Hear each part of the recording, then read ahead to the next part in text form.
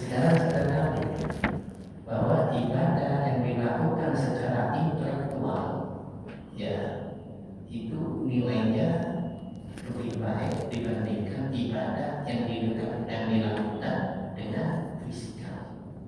Betul itu. Kenyataannya lebih sulit kan? Ya. Ya. Oleh karena itu, membersihkan diri dari sifat-sifat buruk atau membersihkan batin dari penyakit-penyakit batin itu sangat penting sekali. Coba saya tanya, kenapa khusyuk dalam sholat itu kok sulit? Jawab.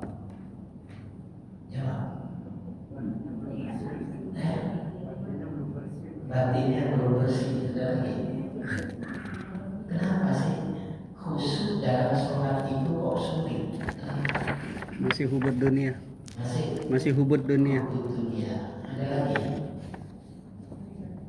Karena kita tidak pernah memperhatikan penyakit batin yang disebut ghaflah. Ada penyakit batin namanya ghaflah. Ghaflah itu artinya lalai, lupa, tidak sadar. Ya, ini hanya bisa disembuhkan dengan memperbanyak zikir. Ghaflah itu. Betul kan?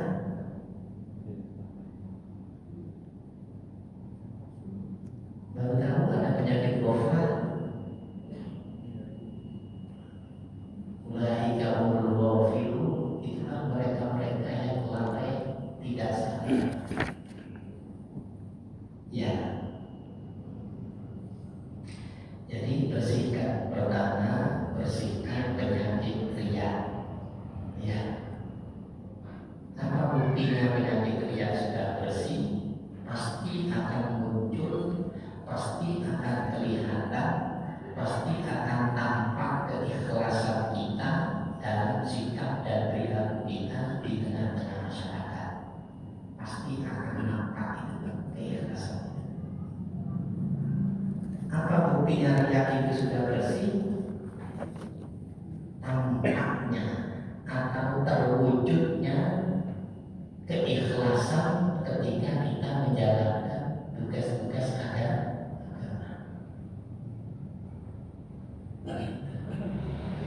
Jadi ikhlas itu logikanya ini, Pak. Saya tanya, untuk siapa kamu bekerja? Kamu bekerja menjalankan tugas-tugas agama itu untuk siapa? Jawab. Untuk siapa? Sing jujur jawabnya, sing jujur. Kamu bekerja menjalankan tugas-tugas agama setiap hari untuk siapa? Betul kan? Untuk Allah atau untuk diri sendiri? Benar. Untuk Nur Muhammad yang ada di diri sendiri. Oh gitu. Hebat. Kalau kamu bekerja bukan untuk Allah Ta'ala, atas dasar apa kamu ingin dapat pahala dari Allah?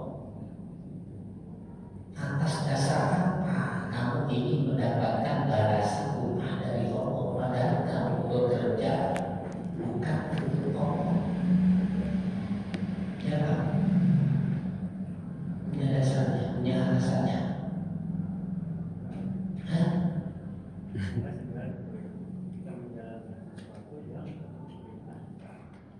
Kalau saya bekerja untuk si A, atas dasar apa saya minta bayaran kepada si B? Mungkinkah si B membayar saya? Padahal saya bekerja untuk si A. Masuk akal ya? Ini logika ya. Ikhlas itu mudah sekali. Mudah sekali. Kalau kamu bekerja menjalankan tugas-tugas agama benar-benar untuk Allah, pasti kamu pasti kamu diberi pahala, pasti kamu diberi balasan.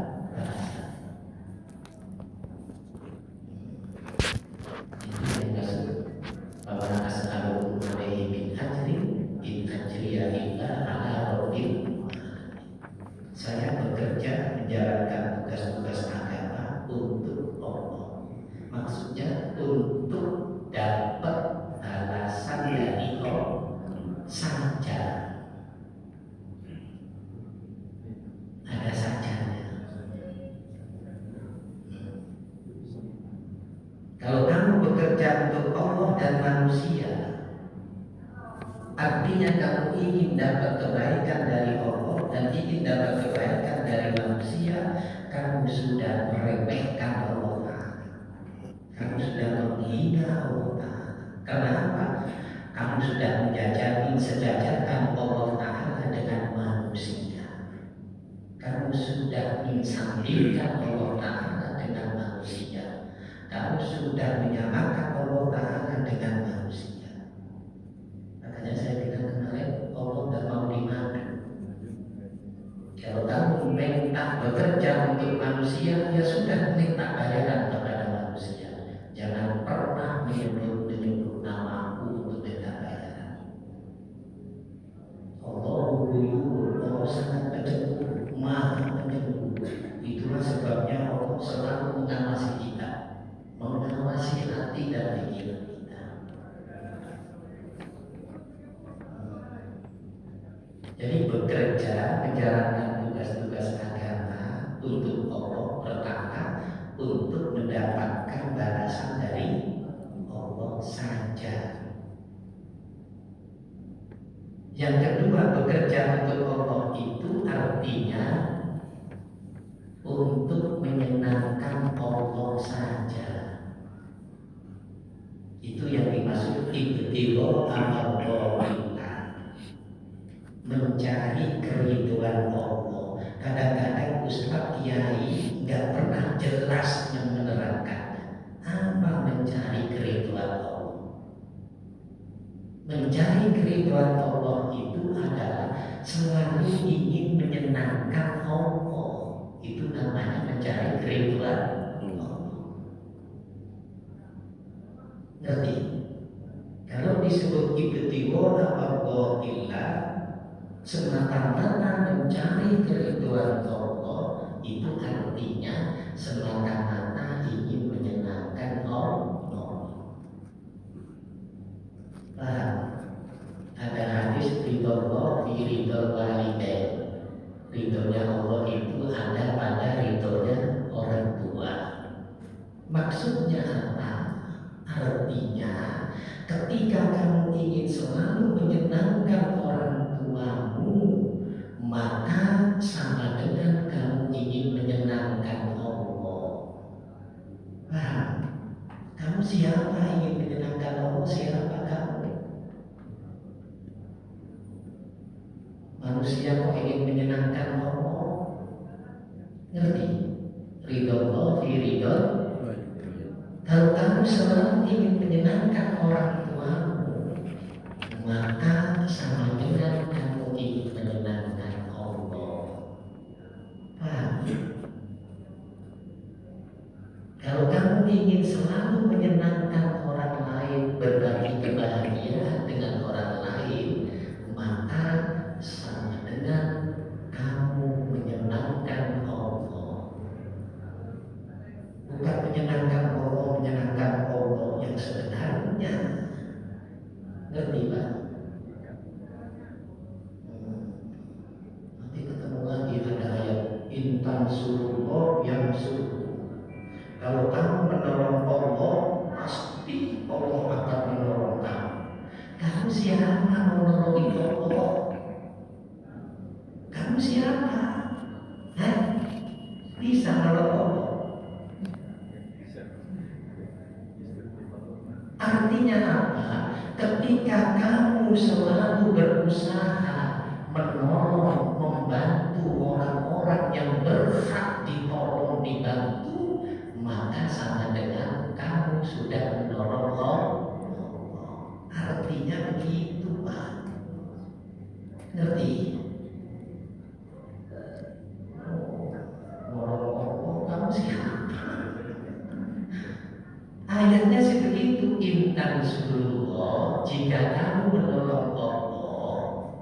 ujian suruhku, maka Allah akan menolongkan kamu.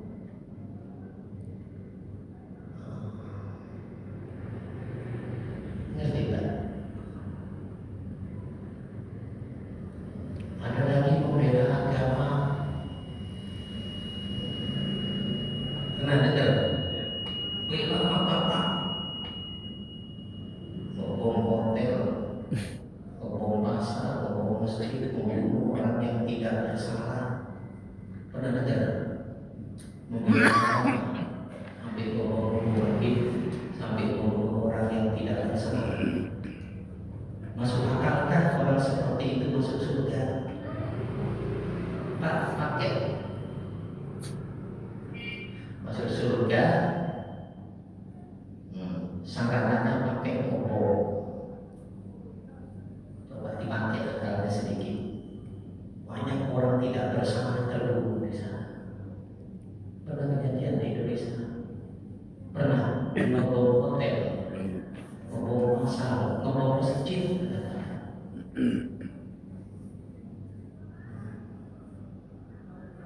Padahal ada yang membela agama, lalu dia melakukan tindakan-tindakan yang melanggar hukum negara, main hakim sendiri. Mikir kayak sedikit kan? Kita kan hidup di negara apa? Iya. Apakah tindakan kita main hakim sendiri itu tidak melanggar hukum negara? Padahal taat kepada hukum negara itu adalah kewajiban. Itu bela apa lagi? Tadi menurut Allah sudah paham. Ya, sudah paham. Sekarang kamu bela agama apa?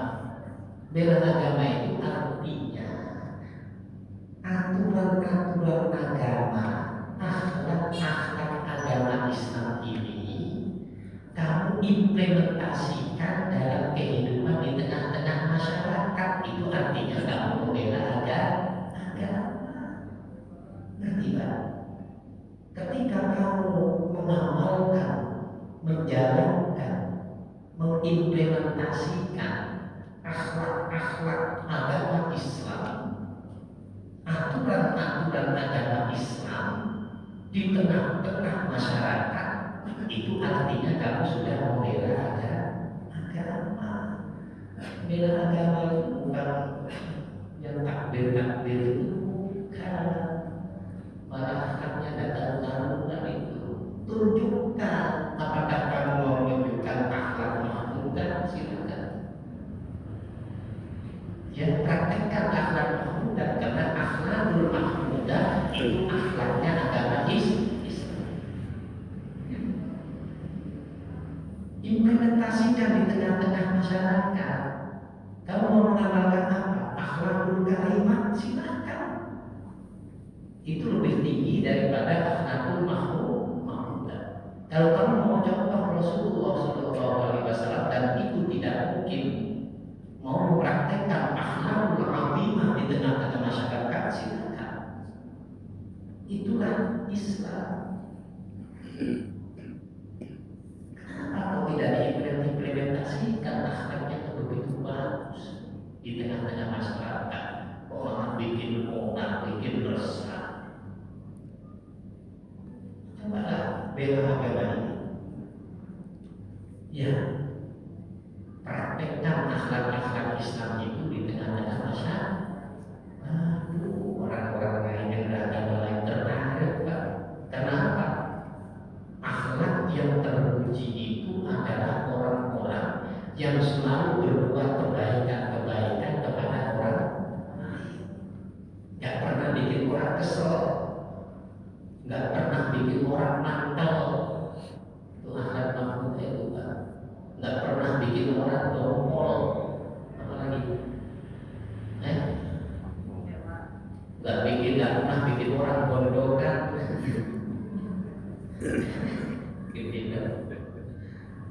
Jadi akhlak mahmudah itu, Pak, selalu berbuat kebaikan, Pak. Ngerti nggak itu? Apakah apakah ini sudah diimplementasikan di tengah-tengah masyarakat oleh orang Islam? Satu, itu namanya akhlakul mahmud, akhlak yang terpuji, selalu berbuat kebaikan terbaik kepada masyarakat. Kalau akhlakul karimah lebih tinggi lagi, akhlakul karimah itu keburukan dibalas dengan kebaikan. Itu akhlakul karimah sudah mulia, bukan baik lagi. Ada baik akhlak, ada mulia akhlak. Air tuba dibalas air susu, racun dibalas udah sudah dipraktekkan itu di tengah-tengah masyarakat. Kamu bilang bilang apa, pikir dia sedikit. Jangan mau bela agama ini langsung dibela oleh Allah. Nahnu nazzalna dzikra wa nahnu lahu hafizun. Saya yang bela sendiri saya agama ini. Allah sendiri yang bela. Bagaimana mungkin kamu bela agama tapi tidak kelihatan akhlak karimah kita-nya, akhlak terpujinya dan kelihatan di tengah-tengah masyarakat? Bagaimana mungkin kamu mensuarakan bela agama sementara akhlakul karimah, kemuliaan akhlak belum kelihatan di tengah-tengah masyarakat? Ya. Jadi kalau kalimah itulah idfa' billati hiya ahsan, ya, membalas keburukan dengan kebaikan. Kalau yang paling tinggi itu namanya keagungan akhlak, itulah akhlak Rasulullah SAW. Apa itu akhlak Rasulullah? Itu akhlak di akhlak kita seperti akhlaknya Allah Ta'ala. Iya, walaupun manusia itu tidak beriman kepada Allah Ta'ala, tetap disayang. Orang Yahudi disayang sama Allah, orang Nasrani disayang, orang Konghucu disayang, orang Hindu Buddha disayang sama Allah. Buktinya apa? Mereka masih bisa minum air di bumi ini. Ya, mereka masih bisa makan di bumi ini. Kalau Allah tidak sayang, setetes pun tidak bakal dikasih mereka. Paham gak? Iya, disayang semua, Pak.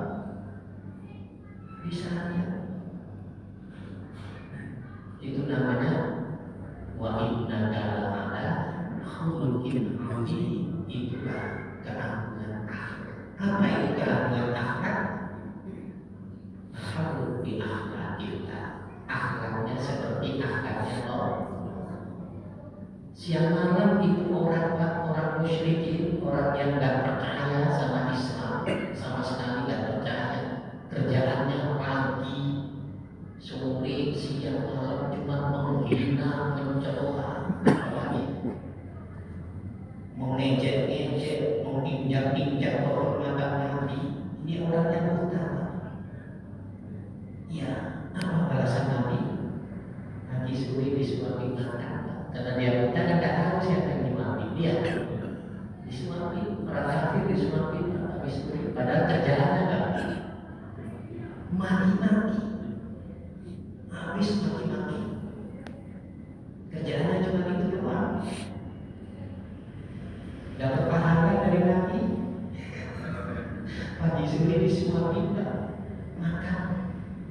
Itu namanya akhlak bi akhlak. Iya, jangankan manusia, semua hewan disayang sama Allah. Iya, bahkan ada anjing pun, ada anjing yang dimasukkan surga oleh Allah. Percaya kan? Bagaimana mungkin? Paham?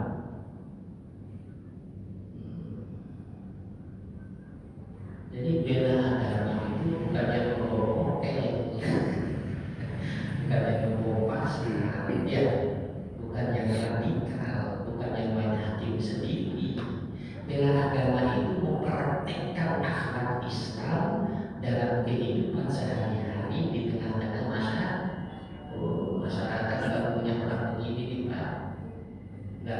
tahu sebabnya apa? Karena dia selalu memberi kebaikan-kebaikan. Ya, kalau ada orang yang mencaci, mau ejek, mau hina, dibalas dengan pujian, Pak. Balas dengan pujian. Itulah akhlak Islam yang mestinya dipraktekkan, diamalkan dalam kehidupan sehari-hari di tengah-tengah masyarakat.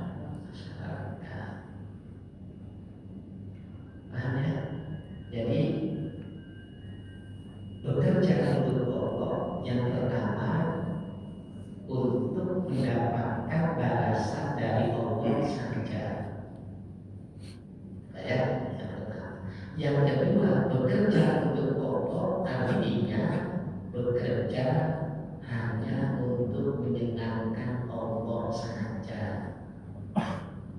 Pertanyaannya, kamu siapa? Menyenangkan Allah, kamu siapa? Ditafsir sama hadis, ridho ridho. Ketika kamu menyenangkan, selalu ingin menyenangkan orang tuamu, sama dengan menyenangkan Allah. Ngerti Pak? Ketika istri selalu ingin menyenangkan suaminya, maka sama dengan menyenangkan Allah. Ketika suami selalu ingin membahagiakan istrinya, maka sama dengan menyenangkan Allah. Itulah yang dimaksud ibtigha'u amardhatillah, mencari keridhaan Allah. Jangan dibayangkan ridho Allah seperti api dicari-cari begitu, jangan. Jadi mencari keridhaan Allah itu semata-mata untuk menyenangkan Allah. Kalau kamu ingin menyenangkan Allah, senangkan semua manusia. Iya. Hendaklah kamu itu berbagi kebahagiaan dengan manusia, apalagi yang masih keluarga, apalagi orang tua. Iya, makanya sering saya mengatakan, aku sekarang hanya ingin berbagi kebahagiaan. Maka siapapun yang mau mengisi raportku, aku berikan apresiasi. Hidup ini yang penting itu, Pak. Ini masuk di Allah kadang-kadang tidak maksudnya. Ustaz, gimana kalau saya bekerja menjalankan tugas-tugas agama untuk diri saya? Udah minta bayaran saja sama dirimu sendiri.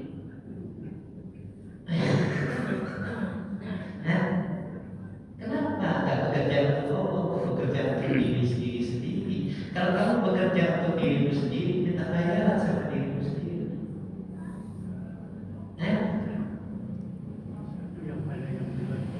Apa itu? Kita ibadah itu karena Allah tidak perlu ibadahmu, yang perlu kamu menjalankan perintah karena Allah. Nah itu dari tadi, gimana kira-kira itu? Kadang-kadang begini Pak ya, mau jujur saja ya. Kita kalau sholat itu, perasaan kita itu nyembah Allah Ta'ala. Benar tak? Ayo Pak, benar tak?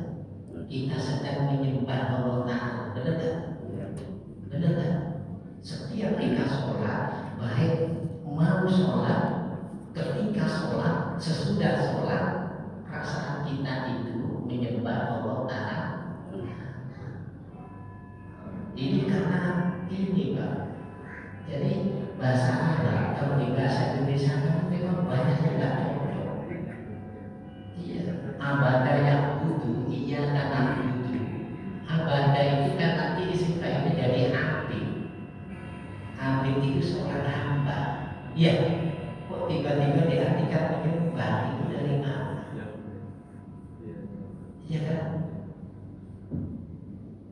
Padahal Allah tidak menyuruh kamu menyembah Allah, tidak. Bahkan kalau kamu mau ketemu Allah tidak perintahkan kamu bawa sesembahan ini itu, enggak. Tuhan kita itu, Allah itu sebenarnya bukan sesembahan, tapi Sang Pencipta. Ngerti nggak? Kita sholat itu bukan menyembah Allah, ketemu dengan Sang Pencipta. Alladzina yadhunnuna annahum mulaqu rabbihim. Orang-orang yang sholat itu adalah ketemu dengan Tuhan mereka, nggak pakai bawa sesembahan apapun. Ngerti Pak? Ketika ketemu kita puji keagungannya, kita puji kebesarannya, kita puji kemuliaannya, kita puji kesempurnaannya, kita menyatakan iya karena butuh iya karena selain hanya kepada Allah ya Allah kami mengabdi. Ya kan pernyataan kita kan? Saya tidak tahu dan saya tidak mau menyangkal pendapat orang yang dulu. Ini pendapat saya karena ibadah itu tidak pernah bisa diartikan menyembah. Ibadah yang butuh abdan bahwa itu wadalika ma'budu, artinya menghamba, mengabdi. Mengabdi itu artinya bekerja keras atau berjuang, bahkan mengorbankan waktu, tenaga, pikiran dan lain-lain untuk kepentingan orang lain. Itu namanya mengabdi.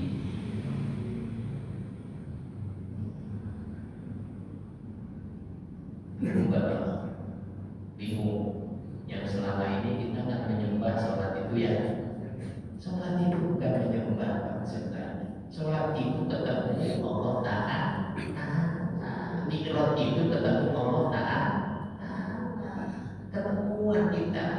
Kalau agama yang lain kalau mau ketemu Tuhannya bawa sesembahan, macam-macam sesajen. Kenapa? Karena Tuhan mereka itu sesembahan. Kalau Tuhan kita ini bukan sesembahan tapi Sang Pencipta. Coba kita dengar ya doa iftitah kita gimana? Coba. Allahu Akbar. Gimana? Doa iftitah.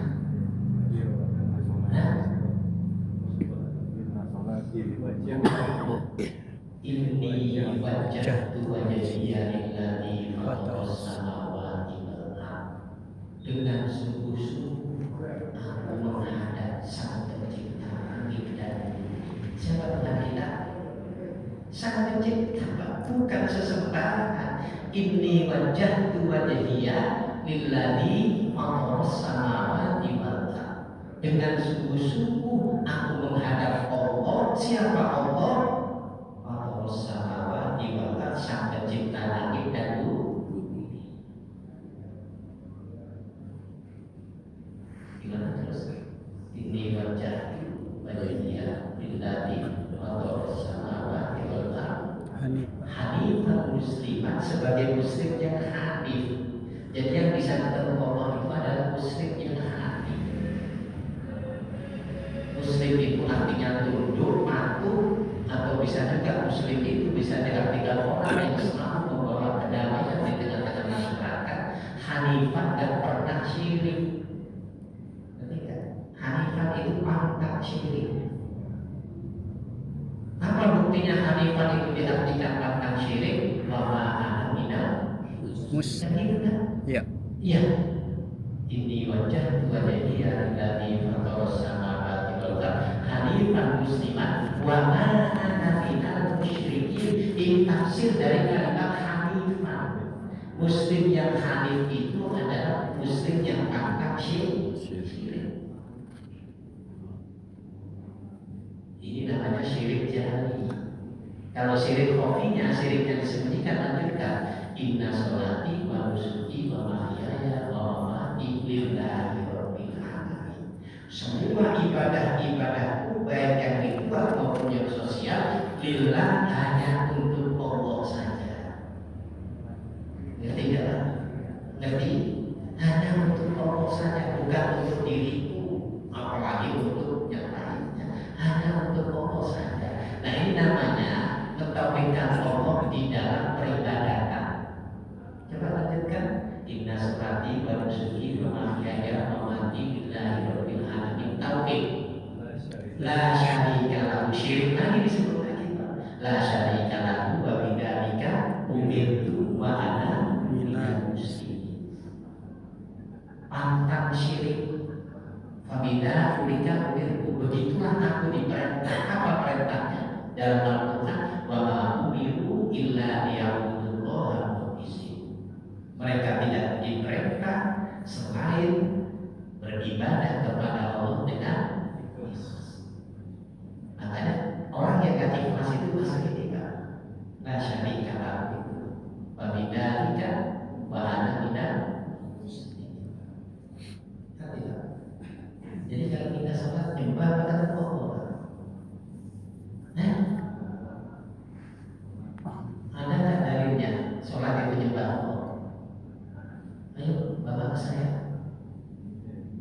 saya dalilnya. Sholatnya khusyuk itu alladzina yaquluna annahum mulaqu rabbihim. Itu kan orang-orang yang percaya, yakin mereka ketemu Tuhan mereka. Sholat itu ketemu Tuhan, Pak. Benar nggak ketemu kita? Kita kan berkomunikasi waktu itu kan dengan Tuhan kan? Iya kan? Betul kan? Kita berkomunikasi munajat, bahasa Arabnya munajat. Karena apa? Karena kita ketemu. Lalu kalau kita bertanya di manakah Tuhan pada saat itu? Aina waktu wujud aku pasang bahwa ngerti nggak? Kemanapun kamu menghadap, di situ ada Allah. Jasmani menghadap ke Ka'bah, sebenarnya kamu menghadap Allah. Ngerti nggak? Tapi jangan bayangkan macam-macam wujudnya Allah. Iya. Allah itu laisa kamitslihi syai'un. Gak butuh tempat, gak butuh ruang, gak butuh waktu. Nanti jangan-jangan jadi orang nanti. Jangan mengajar itu baru modelnya. Masa sholat gak boleh menyembah? Mana ada dalilnya sholat itu menyembah? Sholat itu bagaimana tata cara bertemu dengan Allah, caranya seperti itu. Iya kan? Puji-puji dulu, kemudian rendah, benar-benar merendahkan diri di hadapan Allah. Karena sedang bertemu Allah.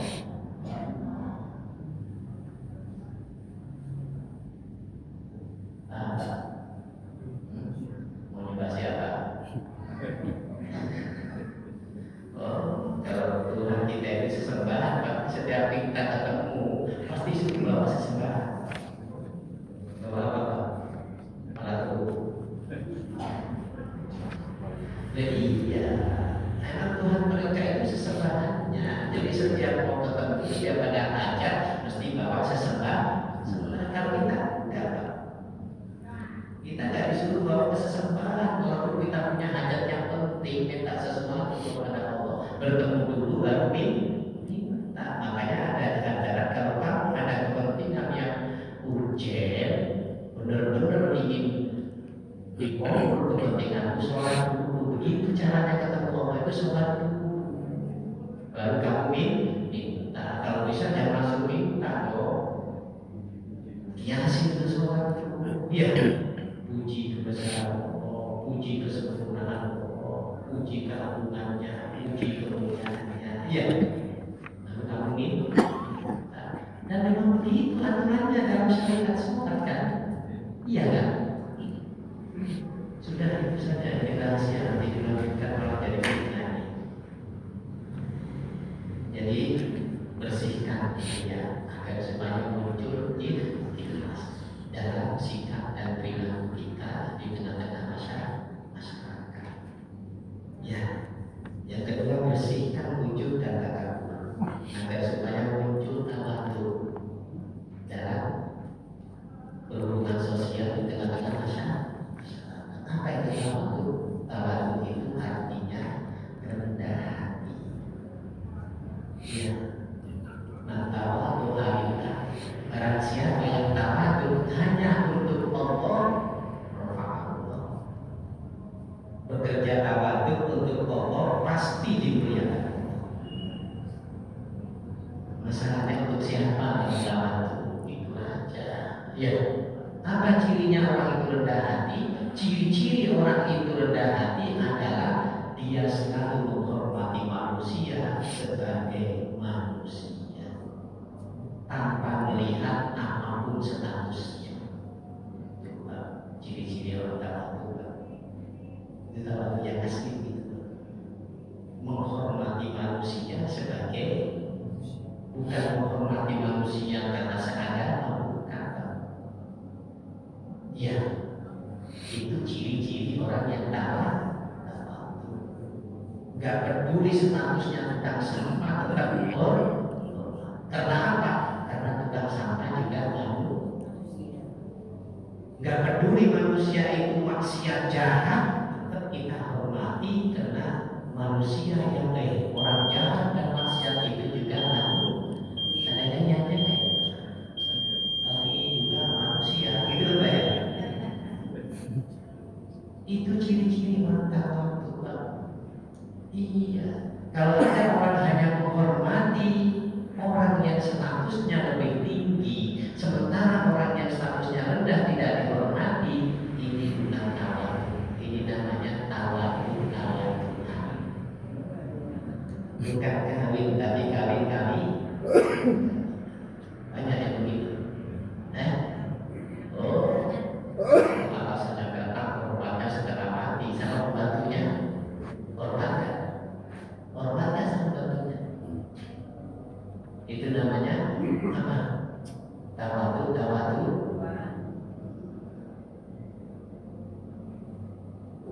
Jadi tawadu itu rendah hati. Apa buktinya orang itu hatinya rendah?